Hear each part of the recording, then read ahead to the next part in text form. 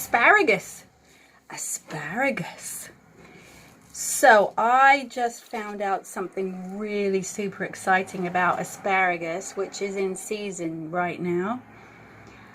I looked it up on Wikipedia because I was interested in what type of plant is an asparagus. It belongs to the lily family and the allium family. However, it has its own separate category. So it's got a fancy Latin name, Asparagus yendi, something like that. It has its own special folk name, they called it sparrow grass. Who knew? Sparrow grass, that is its folk name. Officially, not even, I didn't even make that up. So this is our special asparagus sparrowgrass episode. Welcome. I am not putting this in my hair because it is just fresh, and I'm honoring it by just holding it in my hands. So welcome to the nest. I haven't seen you for a while. Been doing all kinds of other busy things in my garden, and let's make this a beautiful little table. This is from my tea towel collection that my friend Judy dropped off for me. So we have some lush vegetables, and we have some sideways hippopotami and green. I'm trying to give the illusion of an asparagus fantasy. How about that? Asparagus. I'm going to put that here. Oh, look how lush that is. Thank you. Asparagus. Why, we welcome you. We have on my thing finding in nature, my foraging in nature, look what I found. Oh, can you believe that? Look at it. Look at that. That is a robin's egg. Look, look, look. Sadly, it did not hatch. I think what had happened, it had fallen out of its nest, and it was just beside a log that I was stepping over, right in the middle of the path. See, so tiny and so beautiful. So we're going to add that beautiful egg here. The other thing I wanted to show you when I was foraging and thing finding, this wasp nest. I guess, whoops, so light. Do you know why it's light? See how it's light like paper? It is made of wasp spit. Wasps chew along the branches and take up little bits of the wood, and then they chew it till it's nice and sticky, and they spit it out and make this lovely wasp paper, I guess you'd call it. So it's really super light and very intricate, because you can see all the different colors of all the different wood that was used. So welcome, wasp nest. Let's put that there. And I really need your help with this one, all you lovely ornithologists out there. An ornithologist is someone who studies birds. I found this egg, and I think it hatched. I don't think it just broke before it was ready to hatch. I don't know if I can get the right light. How can I do that? Like here? So this is speckled with little speckled brown. I can't get the light very well. I'm going to try. Where is the camera on here? Oh, there. Is that in focus? It's kind of speckled. It's quite big, much bigger than the robin's egg. Can you see the difference? If you know what this egg is from, which bird, we would love to know. Please let us know. This was actually strangely on my front path. So it could have been a nature present. I don't know. There, we're going to put that. Let's take it off the paper so you can see it. There, look at this beautiful array of nature, lovely totems. So I'm wearing on my head a sieve, or some people call them a colander, not a calendar, colander.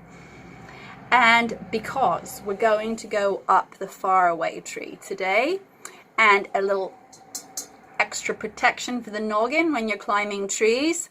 And I discovered something. If you are concerned about your colander slipping off your head, which it was earlier when I tried this out, you just put a little piece of this stuff. You know, you can buy it, but it's not sticky. I think some people put it at the bottom of drawers, or you can get some to open jars. You know, that kind of funny, it's made of plastic, which isn't so great, but that's non-sticky matting. You just put a piece on top of your head and then you I'm trying to be very serious about this. You may need to know how to stop the sieve on your head from slipping. It stops it from slipping around. It's quite a good hat, and it's not good for biking. You'd have to have a strap, but I'm sure you could put some elastic or ribbon under here and then poke it through the holes and put a knot, probably then with a button. You sparrows know how to do that. Okay, so welcome to the nest. I'm really happy to see you. I feel like I haven't seen you properly for ages. I still can't see you. Hello, my heart sees you. Let's begin by making our tea. A thimble for you and a thimble for me. Let's have some asparagus tea, and in this tea we ought to put a little bit of the blue of a robin's egg, the mystery of a mystery egg, the how about some wasp spit, the froth of wasp spit, and we'll stir it up with the tip of an asparagus or sparrow grass. I can't tell you how excited I am about that. I had no clue. Stir, stir, stir. For you, cheers. Some friendship thimble tea. Some friendship thimble tea. Woo! Woo! Woo! That wasp spit's a little odd and frothy. Thank you. Let's put that there. All right, I need my reading glasses. I do not know where. Oh, I really am. I don't think we've had a hat that these have not stayed on. It's quite amazing to me. So here we are. What else do we have to do? A little bit of magic mirror. Magic mirror. Magic mirror. Oh yeah, ready for stories. Here we go. Let's blow our love and hugs. Get centered. Love and hugs. Wherever they're needed around the world. Love and hugs to absolutely all humans, all beings. From our hearts to yours. On the wings of the birds. We are ready. We are ready. Are you sitting comfortably? Are you in your comfy spot? Wriggle around, get comfy. So, the enchanted wood. My bookmark is a little stick because the last time I read this I was in the forest. Thank you, stick. Maybe you can go with our asparagus. Oh, there we are. Okay. The enchanted wood. And if you remember that the children had, where had they got? They had got to the faraway tree and they've never been up it before, so they're not really entirely sure what happens up the faraway tree. But they had to scurry up quickly because the elves were coming. And the elves don't really want them to go up the tree because they think it's a dangerous place. And the children, of course, want to explore an enchanted tree in an enchanted wood called the faraway tree, right? Right. So let's go.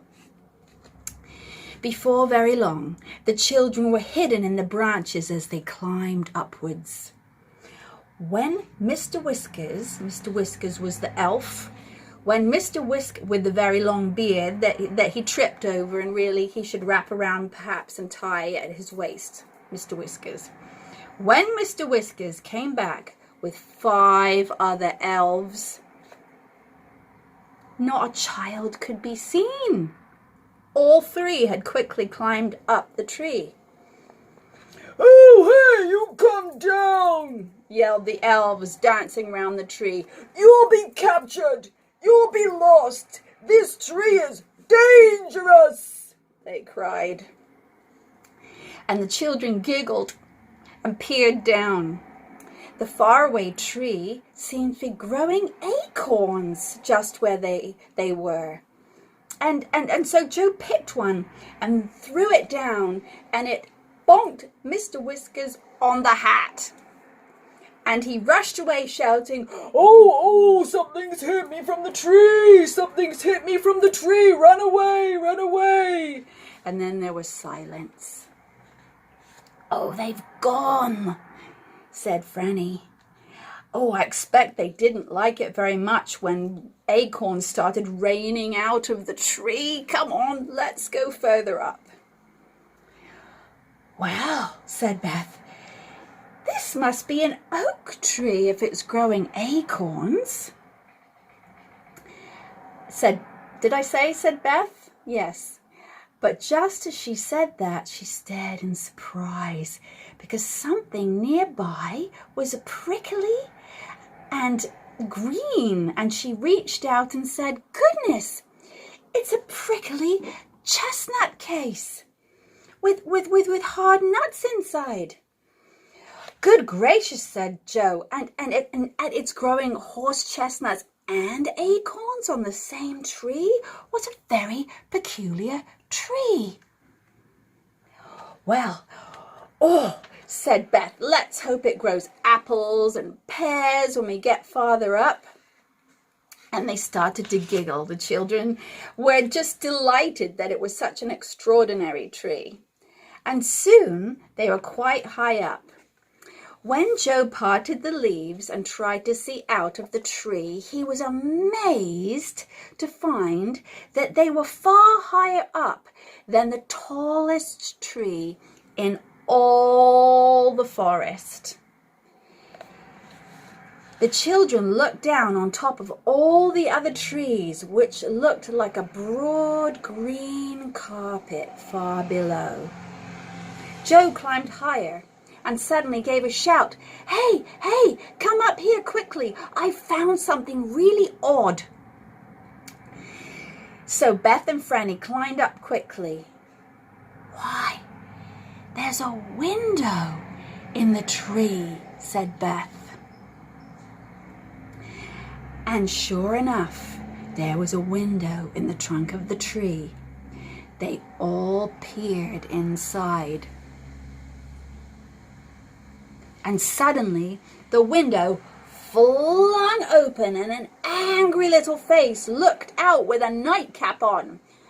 "You rude creatures," shouted the angry little man, who looked a bit like a pixie. Everybody climbs this tree. They peer in at me. Well, it doesn't matter what I'm doing. There's always peeping in and peering in." Oh, the children were astonished. They didn't know what to do. And then the pixie disappeared back in and came back with a jug of water and threw it and soaked Beth from top to bottom. She gave a little yelp. "Perhaps you won't peep into other people's houses next time," said the pixie with a grin, and he that was a loud motorbike that went by. Goodness me. And he slammed his window shut again and drew the curtain quickly. "Oh, "Well," said Beth, "that's a rude little man." She dried herself off with her handkerchief. "Well, we better not look in any windows anymore. I was just so surprised to see a window. It's difficult not to peer in." Soon Beth was dry and they climbed up again. And then they had another surprise. They came to a broad branch that led to a yellow door, set neatly in the big trunk of the faraway tree. It had a little door knocker and a brightly polished bell. The children stared at the door.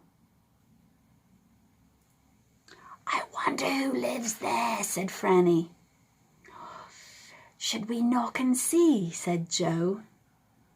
"Oh, I don't really want to get covered in water again," said Beth. So Joe said, "Well, how about if we ring the bell and then hide behind the branch if anyone looks like they're going to throw water at us again?" So the children agreed. Joe rang on the bell, and then they what does it say? They stood beside a big branch just in case. A voice came from inside. "I'm washing my hair. If that's the farmer, please leave some eggs." The children stared at one another and giggled. How odd to think of farmers climbing around in faraway trees. And then the voice shouted again, "Oh, if that's the oil man, I don't want anything. If it's the red dragon, he must call again next week." "Good gracious," said Beth, "a red dragon?" And at that moment, the yellow door opened and a small little fairy looked out.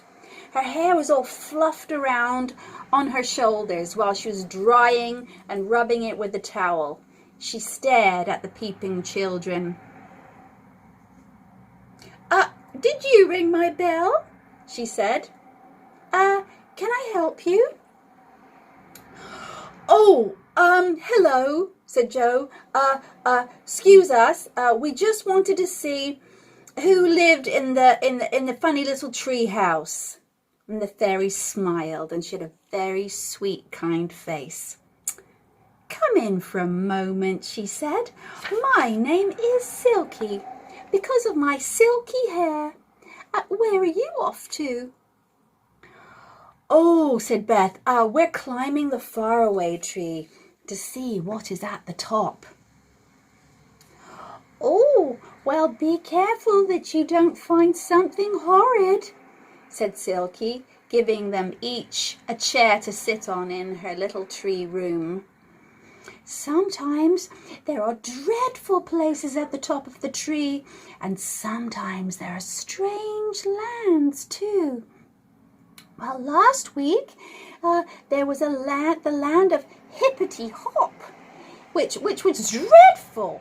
As soon as you got there, you had to hop on one leg, and everything went hippity hop, and even the trees, and nothing ever kept still, and my legs were tired out, and my head was all dizzy from hopping." "Whoa, that sounds exciting," said Beth. Joe, where's our food? Let's share it with Silky."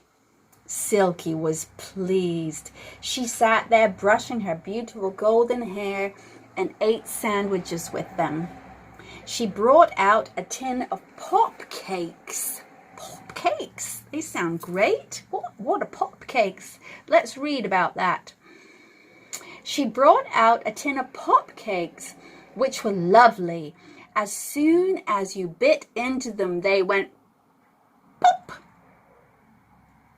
And you suddenly found your mouth filled with new honey from the middle of the little cakes. Well, Franny took 7, one after another, because she was feeling a bit greedy and maybe a bit hungry. And Beth stopped her. "Hey, Franny, you'll go pop if you eat any more." Excuse me, Silky," said Joe.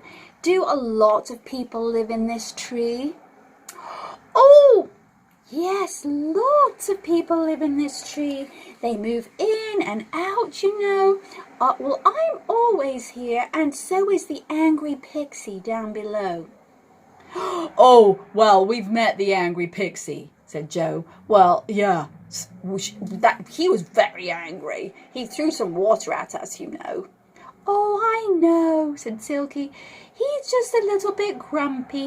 He doesn't mean any harm. Once you get to know him, you'll understand. That's just his way.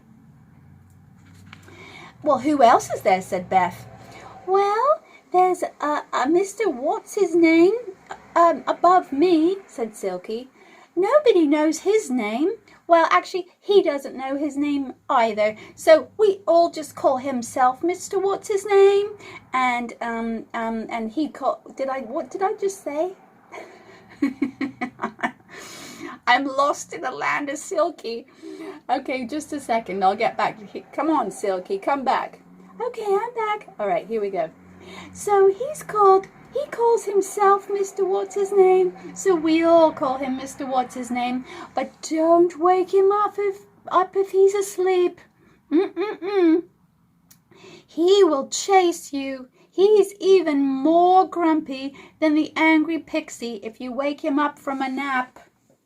Oh, and then there's Dame Washalot. She's always washing, and as she pours her water away down the tree, you have to look out for waterfalls or you'll be washed right out of the tree. Oh, said Beth, this is such an interesting and exciting tree. You know, I think that we ought to go now or we'll never get to the top. Thank you, Silky. It was so nice to meet you. Thank you for the pop cakes. Are they called pop cakes? Pop. Yes! They're called thank you for the pop cakes. We would love to come and visit you another day. Oh, said Silky, thank you for dropping by. I would so love to be your friend. See you another day, but be very careful at the top. You never know what land is there. And that's where I'm going to end today. So, we've met the angry pixie, we've met Silky, and I'm thinking that we'll meet Mr. What's-his-name and Dame Washalot next. I don't know. Thank you for flying into the nest. Please try and find out what this kind of egg is. We would love to know. So from all the eggs and all the wasp nests and all the asparagus, sparrow grass, send you lots of love. Mwah! Big hugs. Bye.